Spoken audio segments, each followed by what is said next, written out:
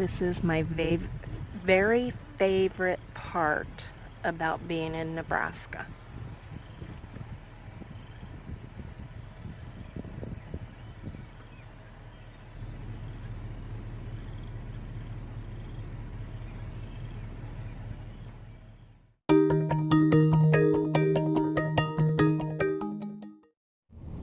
Today is Monday, May 22nd, and I just passed a sign that said there's a historical marker coming up, and I have no idea what that's going to be.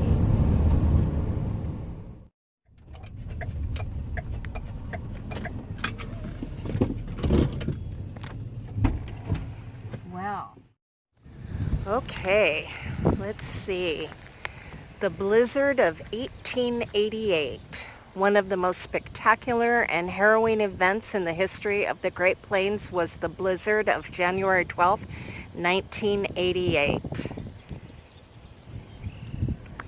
It says that kids were stuck in one-room schoolhouses, and that Charles and Thomas,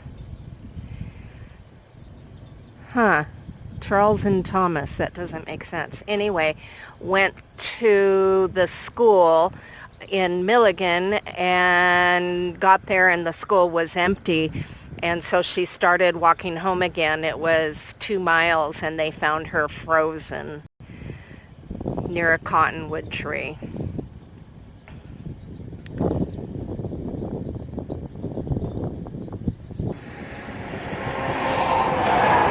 Also, on October 25th, 1943, 4 B-24 Liberator bombers from the Fairmont Army Airfield were flying in formation. At approximately 4 p.m., one bomber broke formation and the pilot of a second, as trained, moved toward the vacated position. When the first bomber returned to its position, the two planes collided at an altitude of 20,000 feet. It was the highest fatal World War II training accident in Nebraska. And then we have May 10th, 1944, an instructor pilot and a student pilot were flying a BT-13B Valiant aircraft back to the Bruning Army Airfield after a training session. At the same time, a P-47D Thunderbolt fighter, whose pilot had been conducting individual training, was returning to the same airfield. Neither pilot was aware of the other aircraft's presence, and both planes were far from the airfield control tower. After both aircraft made simultaneous turns, they were suddenly headed directly toward one another at a high rate of speed. They had a mid-air collision at approximately 4,000 feet.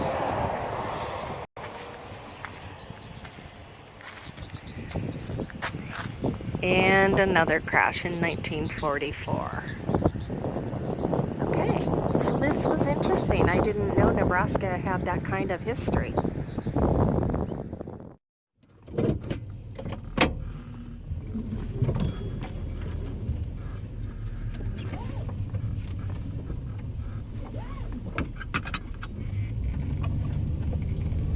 This is the town of Milligan, which is where that school was.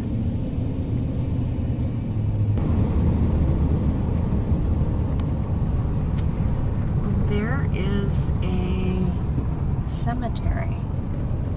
Wow, that's really pretty. And a little church. Memory of Frank Coca.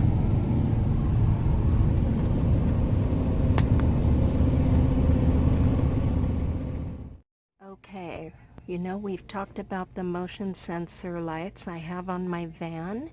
I paid $12 each for them at Home Depot. They were a different brand, but they look exactly the same. And these are $5 at Family Dollar. No, where am I? Dollar General. And they have an on-off switch on the bottom. and they are solar powered. They come on at night, and then when there's motion, they get bright. So, just so you know, Dollar General. I'd like to thank my newest patrons, Odiana Hartnett, Doug Upton, and Alana Rattan. Thanks, everybody.